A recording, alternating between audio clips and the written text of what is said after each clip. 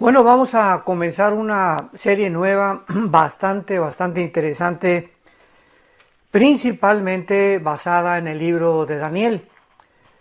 El libro de Daniel es uno de los libros en el Antiguo Testamento que contiene una de las más espectaculares y sensacionales profecías bíblicas de los últimos tiempos.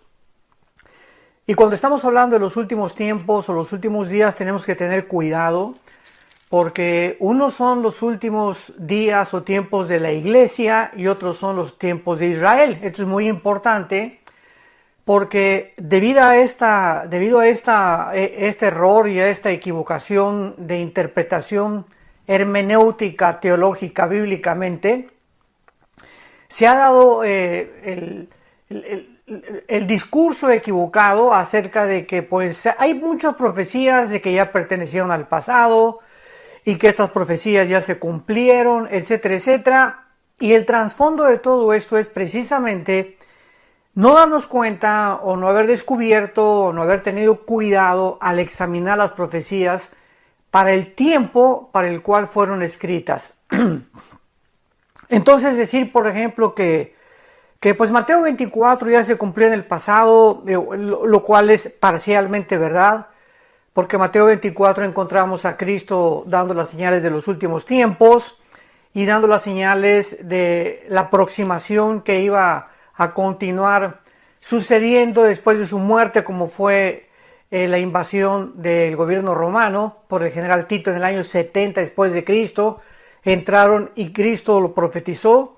No quedará piedra sobre piedra, se cumplió en Mateo 24, y más adelante Cristo también da otras señales que se van a cumplir al final. Entonces tenemos que tener mucho cuidado en la forma en la que nosotros podemos interpretar o tratar de sin tomar en cuenta las demás partes de la Biblia, darle un significado o darle un simbolismo completamente equivocado. Y lo mismo pasa con el libro de Apocalipsis. El libro de Apocalipsis es un libro que está escrito, ¿verdad? Del capítulo 4 hasta el capítulo 19 del Apocalipsis encontramos 21 juicios de Dios. 21 juicios de Dios que no se han cumplido en la historia, por el amor de Dios. O sea, todavía no estamos en los sellos, porque el cuarto sello es una cuarta parte de los seres humanos muriendo. Imaginémonos, jamás en la historia una cuarta parte de la tierra ha muerto.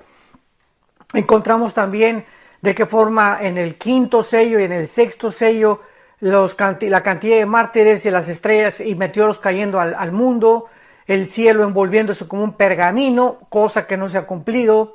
En el capítulo 9 del Apocalipsis abriéndose el abismo donde todos los demonios van a salir, cosa que no se ha cumplido. Entonces es absurdo, es ridículo poder tratar de decir que el Apocalipsis ya se cumplió, porque repito, son 21 juicios, son 7 sellos, 7 trompetas y 7 copas que aún no han tenido su cumplimiento profético, mucho menos las bodas del Cordero, ni tampoco la segunda venida de Jesucristo físicamente para establecer un reino físico, literalmente hablando, aquí en el mundo, durante el cual Él cumplirá la promesa a Abraham, Isaac y Jacob, a Salomón y a David, de que vendría un reino mesiánico al final de los tiempos. Y para poder comenzar a adentrarnos en esta maravillosa serie que voy a titular Profecías selladas del fin. Profecías selladas del fin. Y me voy a basar específicamente en el capítulo 12 del libro de Daniel, donde este capítulo 12 es la culminación de visiones que Daniel tuvo a través de ángeles.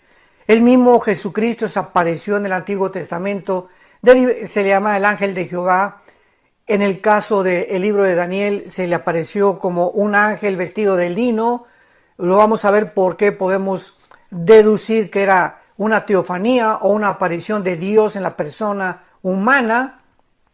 Y vamos a encontrar en el capítulo 12 de Daniel principalmente los últimos 7 años de la tribulación. O sea, el cumplimiento de lo que en el capítulo 9 el ángel le dio a Daniel como las 70 semanas de Daniel.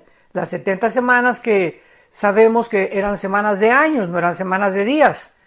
En otras palabras, si eran semanas de años, porque los judíos tenían semanas de días y de años, son 490 años. Y vemos en el capítulo 12 de qué forma la tribulación se levanta, el arcángel Miguel peleando en tiempos de angustia contra todas las huestes satánicas, cosa que lo corrobora el apóstol Juan en Apocalipsis. Y vamos a ir comparando escritura con escritura para que tengamos claramente un curso profético a través del cual podamos seguir bíblicamente sin temor alguno de poder desviarnos ni a la izquierda ni a la derecha. Encontramos también en Daniel 12, estoy dando un resumen rapidísimo acerca de la resurrección. Vamos a ver quién va a resucitar primero, quién después, porque hay un orden en las resurrecciones. Y encontramos también en Daniel 12 el tiempo en que Jesucristo le dice a los ángeles para que le digan a Daniel cuánto tiempo durará la tribulación, cuándo culminará la persecución y el tiempo de la ira de Dios.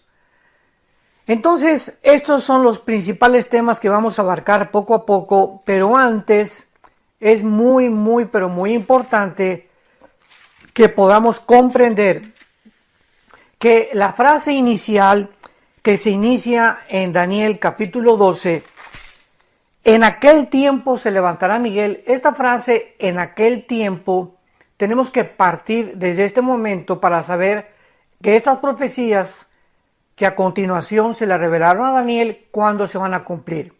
¿Qué significa en aquel tiempo? Bueno, la palabra tiempo, aquí es la palabra, la voy a deletrear, E de Enrique, T de tío, H, et. Y esta palabra et tiene su transliteración en el griego con la palabra kairos. Entonces, en el hebreo es et, tiempo, y en el griego es kairos, con K, que significa no un tiempo cronológico. Esto es importante, porque cronos es el tiempo cronológico en el griego, pero cuando encontramos la palabra et en la Biblia, en el Antiguo Testamento, y kairos en el Nuevo Testamento, significa un tiempo específico, un tiempo determinado. Permítanme explicarles.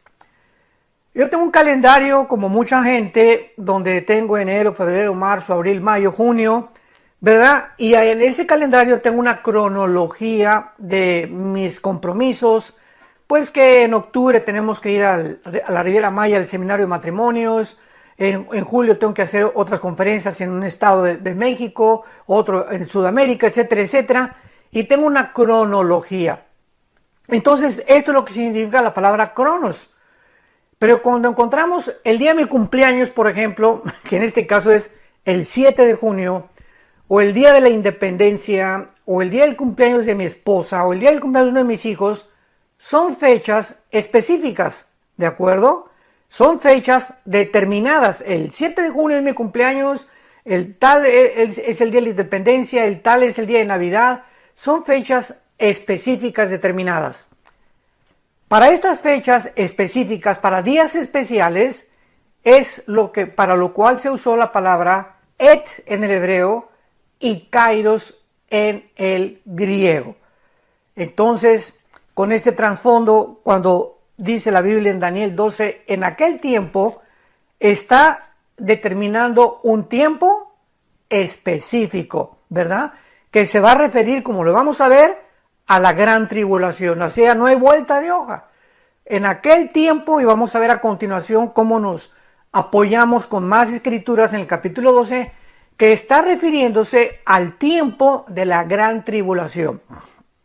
Pero vamos a ver que en el libro de Daniel, y vamos a comenzar desde el capítulo 2, a ver las frases y los pasajes donde todos se refieren, se refieren al final de los tiempos.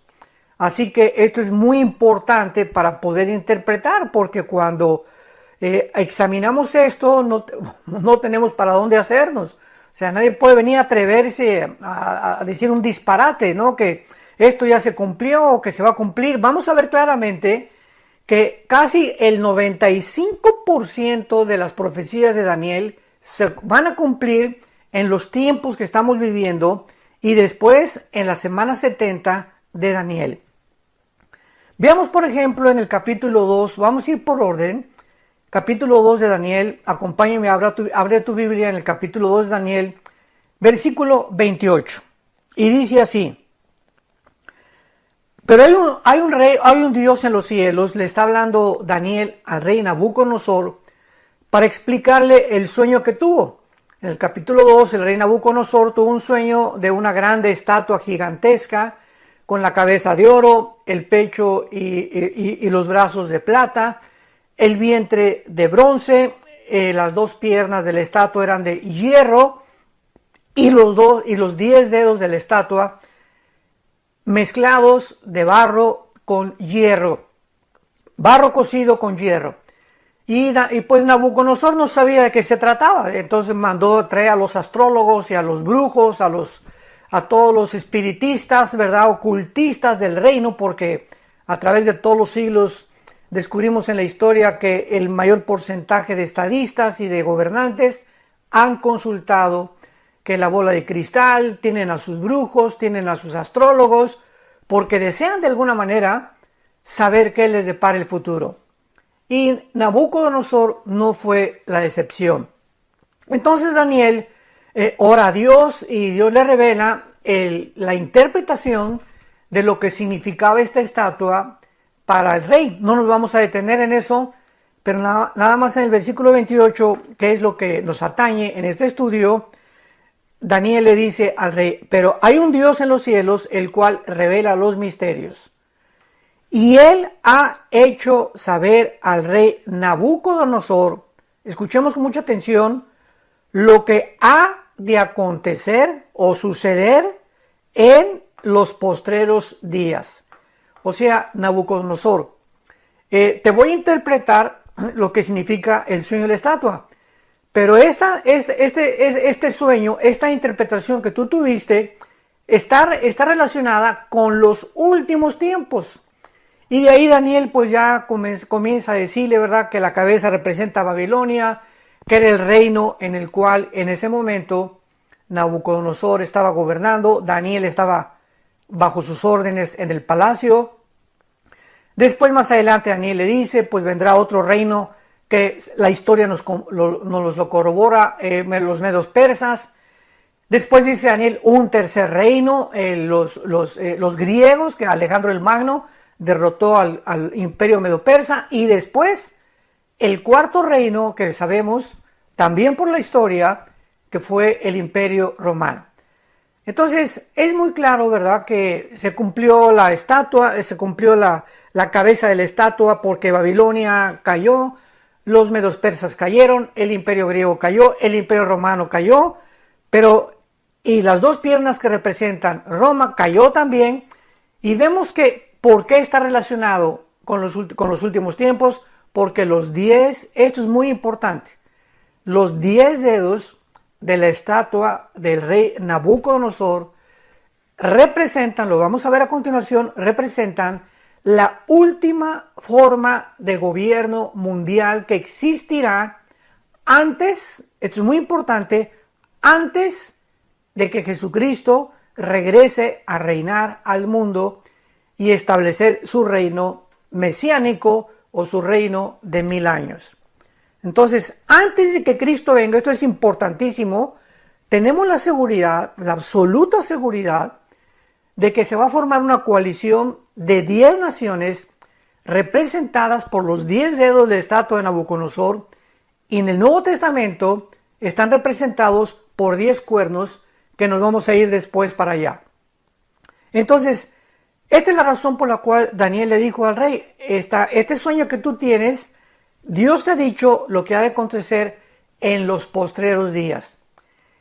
Y aquí la palabra postrero, que también es muy importante, es la palabra hebrea acharit, así como suena con ch, acharit, que siempre se usa para la frase los últimos tiempos. Así que tampoco hay vuelta de hoja, porque en el lenguaje hebreo no nos da lugar a otra interpretación paralela o para poder decir que son profecías que ya se cumplieron.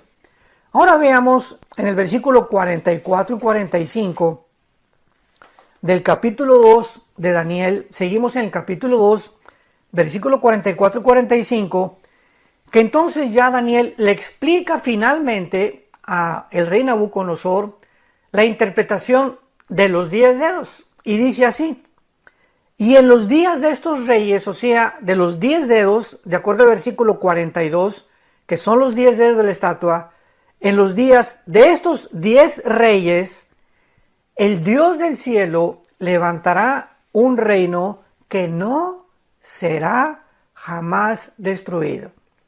Y sabemos que los que quieren interpretar que cuando Jesús dijo, el reino de Dios ya está en vosotros, y atribuyen el milenio como algo espiritual, ¿verdad? ¡Qué grande equivocación! Porque aquí está hablando de un reino que no va a ser destruido. Nosotros vamos a ser destruidos en el momento de la muerte, aunque sobrevivirá nuestro espíritu y nuestra alma. Pero aquí está hablando de un reino físico, literal, visible, la profecía de Daniel. En los días de estos reyes, el Dios del cielo levantará un reino que no será jamás destruido. Y estos 10 reyes no se han levantado nunca en la historia. Así que no podemos decir, ¿verdad?, que el reino de Dios es espiritual. Claro que es espiritual porque ahorita el Espíritu Santo vive entre nosotros. Pero decir que ese reino milenial y tratar de interpretarlo espiritualmente, decir que es espiritual, que porque ya el reino de Dios está entre nosotros, es absurdo, es un disparate. Porque tenemos que distinguir entre el reino espiritual, que ya está dentro de cada persona que tiene a Cristo, pero la Biblia nos confirma, nos profetiza, nos enseña que va a haber un reino físico, visible, literal, donde Cristo bajará en la segunda venida a establecerlo durante 1000 años. Que lo explica ya también Isaías 65, Isaías 11, Isaías 66, Zacarías 12, Zacarías 14 y Apocalipsis 17, 21 y 22. Entonces, tenemos que juntar todas estas profecías y unirlas. Yo les dije alguna vez que yo comparaba las profecías bíblicas con las neuronas del cerebro. ¿En qué sentido? Nuestras neuronas son partículas microscópicas eléctricas, que tenemos billones de neuronas en el cerebro.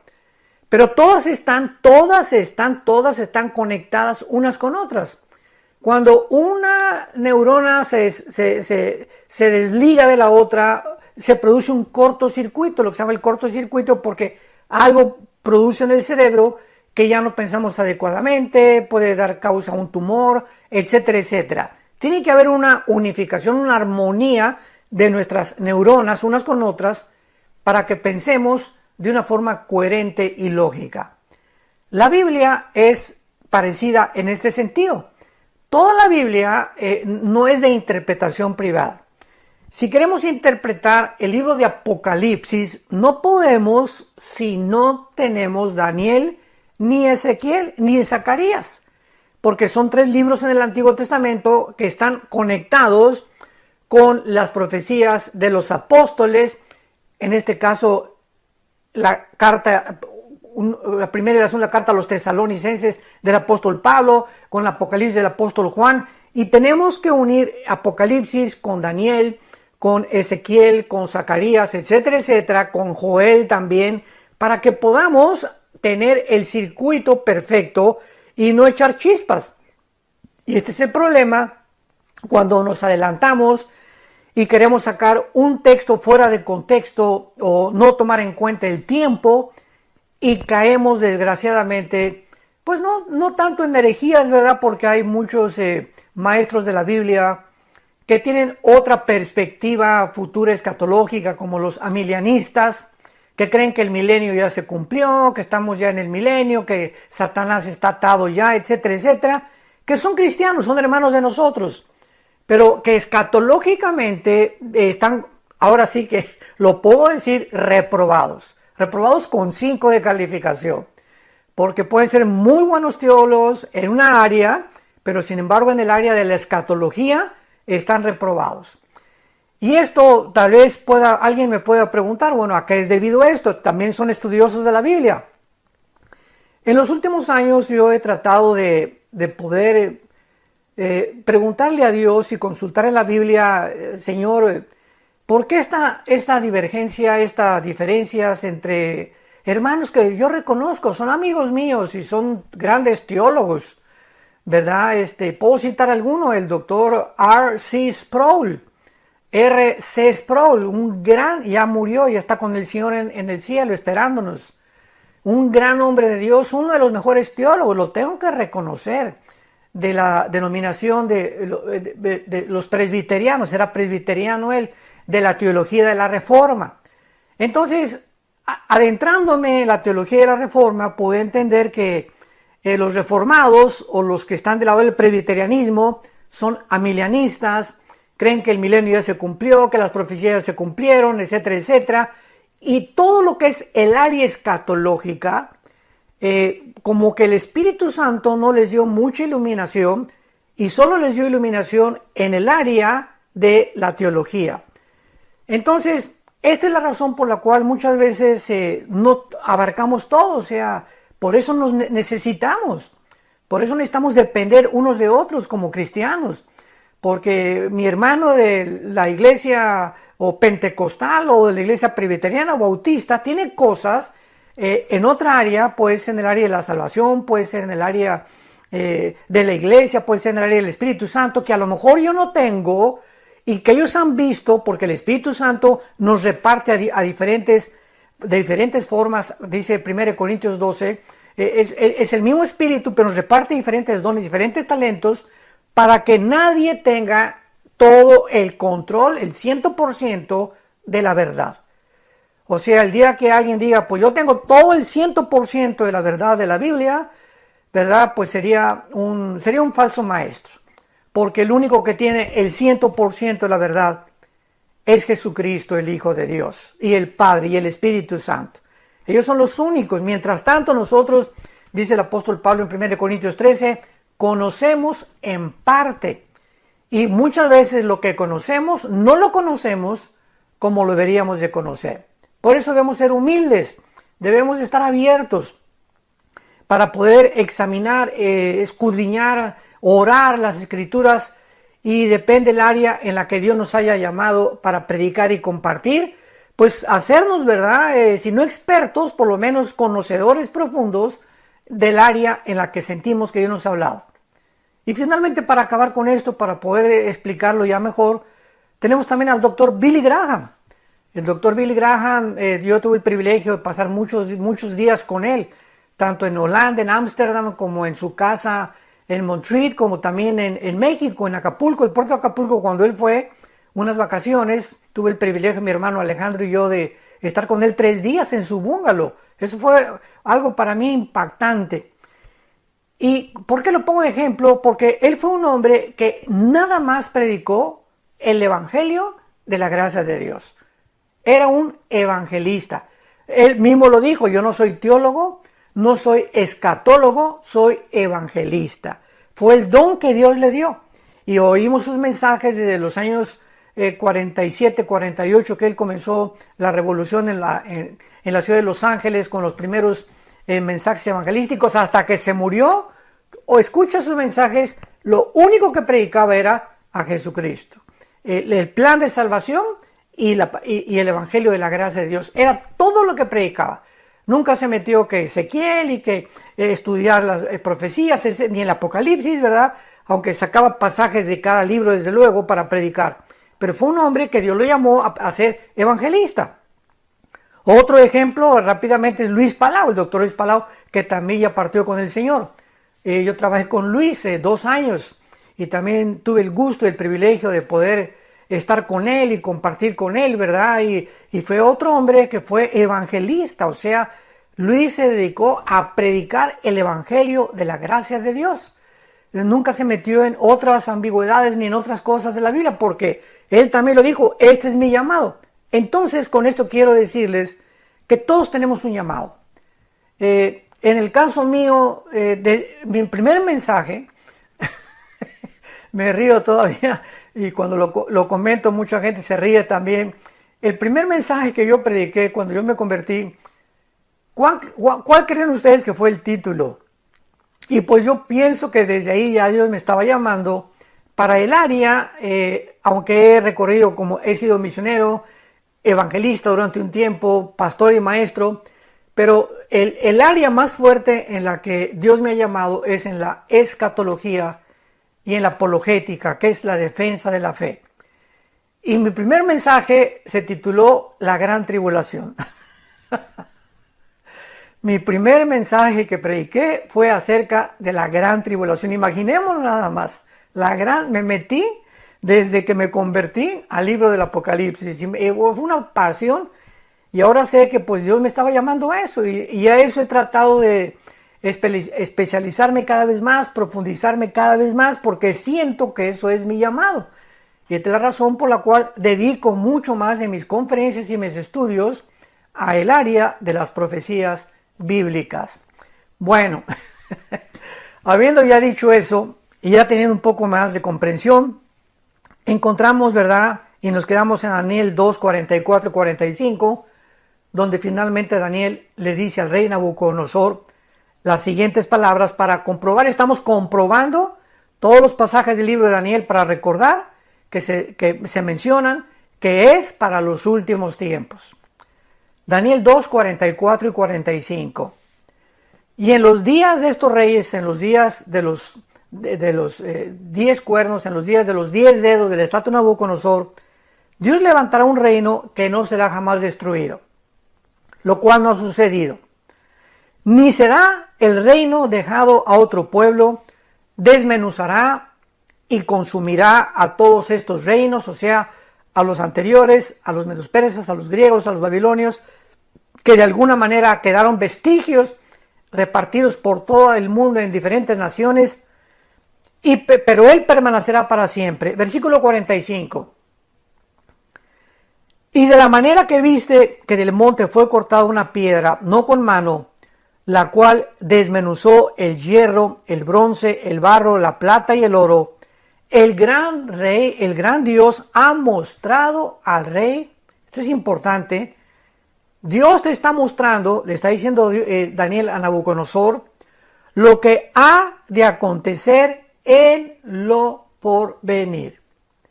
El sueño que tú tuviste, rey, la estatua que golpeó finalmente a los pies de tu sueño, que eran los dedos, y que se desmoronó totalmente todos los imperios. Esto significa que cuando venga Cristo, que está representado por la piedra, porque Él es la roca, Él siempre ha sido la piedra sobre la cual se ha fundado todo, Él es la piedra angular, el establecimiento de todas las cosas. Cuando Cristo venga, golpeará los 10 dedos del estatua, representando que esos 10 dedos son la forma, como ya lo dijimos, de los 10 gobiernos mundiales, el G10 que se va a formar, y como lo vamos a ver después de que se forme este G10, y no antes, de ahí surgirá el cuerno pequeño, que en Daniel 7, Daniel 8 se le llama al anticristo. Entonces, en los días de estos reyes, Dios levantará un reino y te ha mostrado lo que ha de acontecer en lo porvenir. El sueño es verdadero y fiel su interpretación, le dice Daniel a el rey Nabucodonosor. Brinquémonos ahora al capítulo 7 del libro de Daniel. Daniel capítulo 7. Versículos del 15 al 18. Vamos a leerlos y después damos una breve explicación. Daniel 7 del 15 al 18. Se me turbó el espíritu a mí, Daniel, en medio de mi cuerpo, y las visiones de mi cabeza me asombraron. Me acerqué a uno de los que asistían y le pregunté la verdad acerca de todo esto. Y me habló y me hizo conocer la interpretación de las cosas. Estas 4 grandes bestias son 4 reyes que se levantarán en la tierra. Después de estos imperios, recibirán el reino los santos del Altísimo después, inmediatamente después, los santos del Altísimo y poseerán el reino hasta el siglo eternamente y para siempre. En el capítulo 7 del libro de Daniel, él vio, este profeta maravilloso, vio, ¿verdad?, 4 bestias, que son exactamente la representación de los 4 imperios del sueño del rey Nabucodonosor. La primera bestia, Babilonia, los medos persas, que es Irán, el vientre de bronce, que es Alejandro el Magno, o los griegos, y la cuarta bestia terrible, que ni siquiera el Espíritu Santo encontró un nombre para darle, que representa el Imperio Romano. Y aquí en el capítulo 7 vemos cómo el Espíritu Santo va reduciendo el espacio para que veamos hasta el capítulo 12 cómo llega a concentrarse en el anticristo. O sea, poco a poco en el libro de Daniel el Espíritu Santo va achicando, va acortando los imperios conforme se van a ir modelando hasta culminar con el final imperio, que en Apocalipsis 17 es el octavo que es el anticristo. Entonces, después de que estas 4 bestias son vistas por Daniel, dice la Biblia en el versículo 9 que cuando él estaba mirando todas estas visiones que no entendía, vio una visión de Dios. Esto es increíble. Daniel estuvo viendo una visión del trono de Dios. Y vemos en el versículo 9 que dice, cuando estaba mirando, fueron puestos tronos. Él vio cuando se colocaron los tronos. Y se sentó un anciano de días, que es Dios.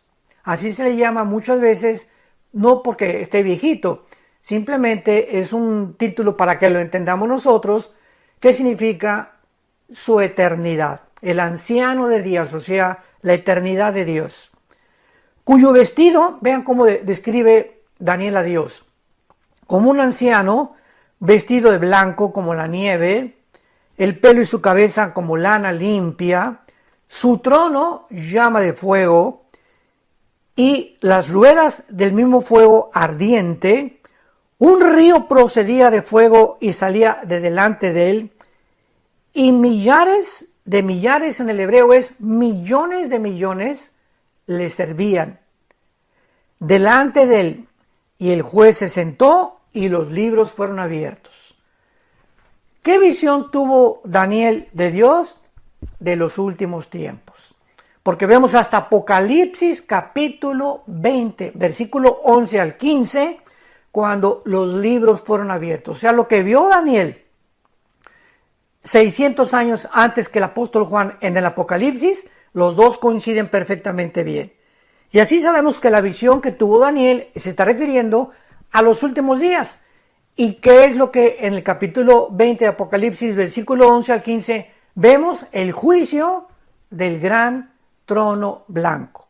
Aquí en esta visión vemos que fueron puestos tronos, pero en el capítulo 4 de Apocalipsis dice Juan que vio tronos y ya 24 ancianos sentados que representan a la iglesia.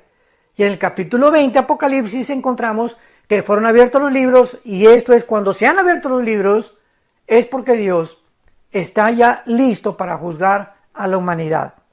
¿Cuándo será esto? Al final del reino milenial, del reino mesiánico o del milenio. ¿Y cómo lo sabemos? Porque en Apocalipsis 20, 11 en adelante dice, y la tierra desapareció delante del trono de Dios. Y sabemos que durante el milenio la tierra va a existir, va a haber pecado. El hombre de 100 años, dicen en Isaías 65, 66, que va a morir alguien que peque de 100 años, un niño de 100 años puede morir porque a los 100 años será un joven todavía. Va a haber rebelión al final del milenio, Apocalipsis 20, y hasta que el juicio sea llevado a cabo, que es el juicio de los incrédulos, el juicio del gran trono blanco, Apocalipsis 20, del 11 al 15, después de este juicio serán creados los cielos nuevos y la nueva tierra, donde ya no habrá dolor, donde no habrá tristeza, donde no habrá muerte, porque en el milenio habrá muerte, y donde estaremos ya en el estado perfecto por toda la eternidad. Apocalipsis 21, y Apocalipsis 22, la eternidad. Entonces, esta es la razón por la cual Daniel se confunde y vemos que uno de los que lo asistían a Dios, de los millones que tenían ahí, fue el que le dijo en el versículo 15 que acabamos de leer, Daniel 7, versículo 15, se me turbó el espíritu, después de esta, imaginémonos, se me turbó el espíritu, estaba confundido, y el miedo de mi cuerpo y las visiones de mi cabeza me asombraron, y me acerqué a uno de los que asistían, ahí estaba Daniel, fue llevado en el espíritu al cielo, y de los millones ni siquiera le dejaron acercarse a Dios, se acercó a uno de los que asistían a Dios, que sabemos que son los ángeles, los millones de ángeles que Dios tiene a su servicio. Y se acercó Daniel a uno de estos ángeles, como dice aquí, y entonces le preguntó a él, versículo 16, ¿qué es esto? O sea, ¿por qué están abriéndose los libros? ¿Qué es lo que está pasando aquí? Y me hizo conocer la interpretación de las cosas. Y entonces ya el ángel le dice a Daniel, versículo 17, estas 4 grandes bestias que tú viste al principio son 4 reyes, después recibirán el reino los santos del Altísimo y poseerán el reino hasta el siglo eternamente y para siempre. No quiero dejar de pasar esto que es importantísimo. Daniel vio en este capítulo 7 4 bestias. ¿Verdad? Vio en primer lugar, dice el versículo 4, estamos en capítulo 7, a un león que representa a Babilonia, un oso que representa a Irán o a los medos y a los persas, el leopardo, versículo 6, que representa las conquistas veloces, repentinas, estratégicas de Alejandro el Magno, y número 4, la cuarta bestia, de donde vemos más adelante que de ahí de esa cuarta bestia, o sea, del Imperio Romano, salió un cuerno pequeño. ¿Por qué le dice el ángel que después de estos 4 reyes vendrá el trono de Dios o vendrá el reino milenial de Jesucristo establecido en la tierra, cuando sabemos que son 10 reyes los que en el capítulo 2 se van a mencionar? Y vamos a poder entender esto si lo leemos en el capítulo 13 del libro del Apocalipsis. Vean ustedes la consistencia de la Biblia, es impresionante, asombroso, solo Dios pudo inspirar este libro maravilloso. Dice Apocalipsis 13, versículo 1, el apóstol Juan está escribiendo: me paré sobre la arena del mar, y recordamos que Juan se encontraba ¿en dónde? En la isla de Patmos, junto al mar Egeo, enfrente del mar Mediterráneo.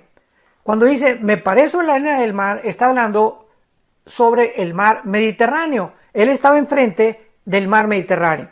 No era el mar de Acapulco, ni era la playa Caleta, ni de Cancún, ni de la Riviera Maya, ni de la costa francesa. Él se paró y estaba junto al mar Mediterráneo, dándonos a entender claramente que la bestia que va a surgir ahorita va a surgir del área del mar Mediterráneo. Esto es importantísimo. Son detalles muy aparentemente muy pequeños que Dios nos los deja como piedras preciosas para que podamos nosotros tener una guía, como un mapa acerca de toda la revelación maravillosa que el Espíritu Santo nos quiere dar. Me paré sobre la arena del mar y vi subir del mar una bestia, o sea, esta bestia sabemos que es el anticristo. Aquí no hay vuelta de hoja. Entonces vemos que el anticristo surge del área del mar Mediterráneo, no de Inglaterra, no del mar Atlántico, no del mar Pacífico, no del mar Caspio, no del mar Negro, del mar Mediterráneo. De ahí surge la bestia o el anticristo. Pero lo importante es lo siguiente. Y dice Juan, tenía 7 cabezas, que después lo vamos a ver, que representan los 7 imperios desde Egipto, Asiria, hasta el Imperio Romano. Ha habido 7 imperios en la historia, lo vamos a ver, que tenía 7 cabezas y 10 cuernos, que son los 10 cuernos que representan los 10 dedos de la estatua de Nabucodonosor, como lo sabemos. Versículo 2. Y la bestia que viera semejante a un leopardo. ¿Por qué se le compara con un leopardo? Porque si nos vamos al libro de Daniel, el leopardo representa al imperio de Alejandro el Magno, que fue el tercer imperio que le reveló Dios a Daniel, y que la estatua de Nabucodonosor representa el bronce o la plata, el metal, el metal del bronce bruñido. Entonces Alejandro el Magno representa el tercer imperio. Primero fue Babilonia, los medos persas, recordamos, estamos recordando esto. Después el imperio griego, que fue el vientre, y las piernas de hierro, que fueron Roma. Entonces, aquí le está diciendo que el cuerpo de la bestia, o sea, lo que va a conformar el gobierno del anticristo, vendrá del antiguo imperio griego. Y el antiguo imperio griego, recordamos que fue absorbido por el que siguió, que fue el imperio romano. Entonces vemos que el gobierno del anticristo va a estar conformado de 10 naciones que hayan surgido o que hayan formado parte del antiguo imperio romano, y entre estas fue Grecia. Y ahora, cuando vayamos al capítulo 8 del libro de Daniel, vamos a encontrar que el imperio de Alejandro el Magno, el imperio griego, que es el leopardo, muere Alejandro y se divide. Es en el capítulo 8 de Daniel. Bueno, hay tantas cosas que quisiera compartir, pero voy a compartir todo lo que siento compartir. El imperio de Alejandro el Magno, en el capítulo 8 de Daniel, se divide en 4 diferentes estados. Y los 4 generales de Alejandro el Magno se reparten el imperio griego en 4 partes. Fueron Egipto, Grecia, Asiria y todo lo que es Turquía. Grecia, Turquía, Egipto y Asiria. En estas 4 entidades, las 4 divisiones del imperio griego fueron repartidas. Y en el capítulo 8 de Daniel dice que de una de ellas, ¿verdad?, surgirá el anticristo. Que me adelanto para decirles que fue Asiria. Por eso al anticristo se le llama en el capítulo 10 de Isaías, en el capítulo 31, en fin, el asirio. Porque de esa parte del Medio Oriente surgirá la persona del anticristo. No va a surgir de Roma, ni de París, ni de tampoco de España, ni de México, ni de Estados Unidos. El anticristo surge bíblicamente de una de las divisiones del imperio griego, que fueron 4, repito, y que en este caso quedó Asiria. Después de estudiar Daniel 8 lo podemos ver. Entonces vemos que el cuerpo de la bestia, capítulo 2, estamos en el capítulo 13 de Apocalipsis, tenía la forma de un leopardo. O sea, parte de Egipto, parte de Asiria, parte de Turquía formarán parte o serán naciones que ya nos adelantamos que formarán parte del G10. Entonces podemos mencionar naciones del Medio Oriente que ya sabemos que van a formar parte del gobierno del anticristo. Y dice la Biblia, y los pies como de oso. El oso es Irán. En el capítulo 7 del libro de Daniel, el oso representa a el segundo imperio mundial en la estatua de Nabucodonosor, que es Irán, que es el pecho, ¿verdad?, de plata. Oro Babilonia y la plata Irán, el bronce Grecia, Alejandro el Magno. Entonces vemos que los pies de la estatua de la bestia eran de Irán, o sea, el oso. Esto representa que Irán tendrá la movilidad del gobierno del anticristo. Y esto es interesantísimo porque sabemos que ahorita una de las más grandes, si unimos ya los cabos con los acontecimientos mundiales, sabemos que Irán está ahorita amenazando el Medio Oriente y está tratando de atacar a Israel, y es respaldado ya por Rusia y por China también y por Turquía. Increíble que Turquía representa, ¿verdad?, en el Antiguo Testamento a Togarma, y lo vamos a ver después en Ezequiel capítulo 38.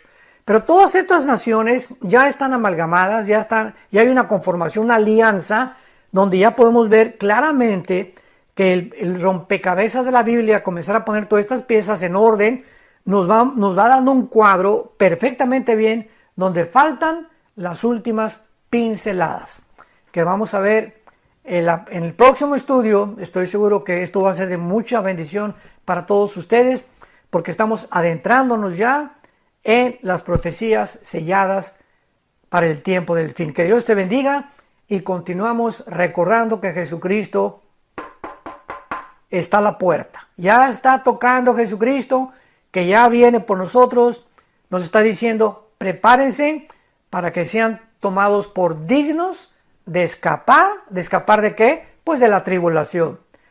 Lucas 21, 34 en adelante. Para que sean dignos de escapar de las cosas que vendrán sobre el mundo. ¿Estás tú listo? Si no estás tú listo, invita a Jesucristo como tu Señor y como tu Salvador. Pídele perdón por tus pecados y de aquí en adelante, la corta vida que Dios nos ha dado, prométele a Dios. Dedícale los últimos días, los últimos meses o años que Dios nos dé para que podamos conocerle, servirle y adorarle en espíritu y en verdad. Que tengas mucha paz.